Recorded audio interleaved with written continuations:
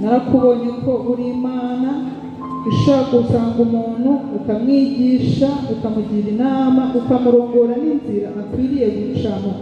Mpagaze imbere yawe Data mbishingira intaye kuko narabibonye.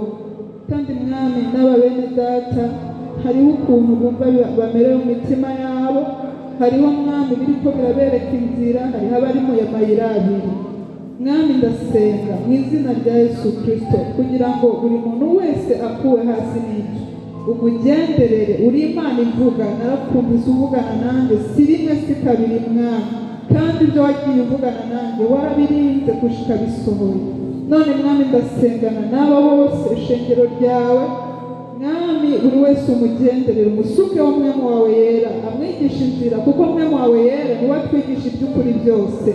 Umwereke inzira akwiriye gucamo. Data, umugire inama nk'uko ijambo ryawe rivuga, mu izina ryawe ryera Yesu.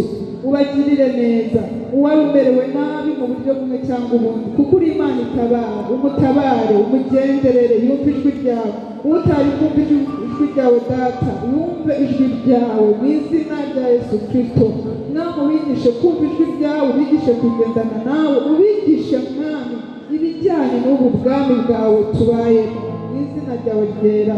Ukomeze uduhishurire ko mu bwami bwawe tudakwiye gupfa ibyo tugize, ahubwo tugendane nawe, tugendane n'uburongozi bwa mpemu yera, mu izina ryawe ryera Mwami, kugira ngo kubaho kwacu kose kurusheho kuguhesha icyubahiro.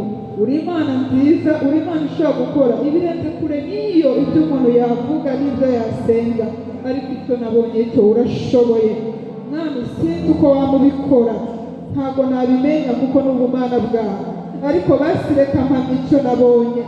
Nabonye uri Imana yo kwizerwa, ntabwo nzi ukuntu ubigenza, ariko nabonye uri Imana ikomeye. Haleluya! Nabonye uri Imana itangaje, nabonye uri Imana ifite inzira nyinshi, nabonye uri Imana itabara. Mwami, narakubonye. Ndasengera abantu bawe rero Data, ubagirire neza, ubatabare, ubarinde guhusha inzira, ubarinde guhusha intumbero y'umuhamagaro wawe ku buzima bwabo. Ubagirire neza Data, kugira ngo batayoba, kuko mu nzira zindi harimo amabingira, ariko Mwami wawe iyo utuyoboye inzira ubana natwe ugakubita amabingira. Iyo utuyoboye inzira ubana natwe ukaturerura iyo igihe cy'amahwa kigeze. Mwami, basenze ubagirire neza, ubereke inzira iyo bakwiye gucamo nk'uko wabivuze mu ijambo ryawe. Ubagire inama, urusheho kutugira inama, utwereke inzira, utuyobore Mwami Imana.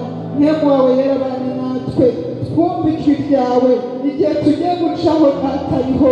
Twumve ijwi ryawe ritugarura, twumve ijwi ryawe rivuga ngo hoya, iyo si yo nzira ahubwo ciye, kuko urabishoboye Mwami Imana. Tuguhaye icyubahiro, turakunezerewe Data, komeza kubana natwe, uneshe icyubahiro muri byose. Izina ryawe ryubahirwe Mwami, ibintu ukoze mu bantu bawe. Ushimwe, ushimwe Papa, ushimwe ko hari icyo ukoze mu bantu bawe. Ndagushimye ko igihe kimwe bazashima intahe.